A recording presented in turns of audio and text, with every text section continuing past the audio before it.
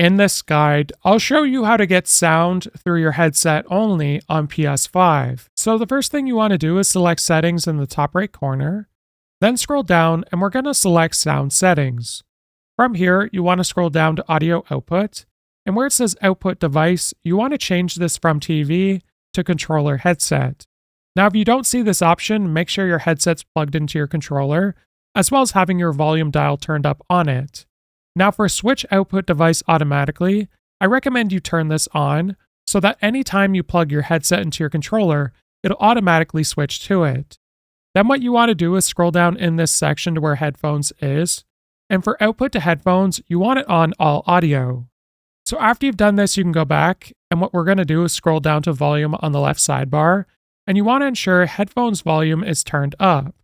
Now you can also adjust the audio focus if you're looking to get specific sounds, so I'd recommend having a look through here. Then what we're going to do is go back, and now you'll only get sound through your headset. If this guide was helpful, like and subscribe, and we'll see you in the next one.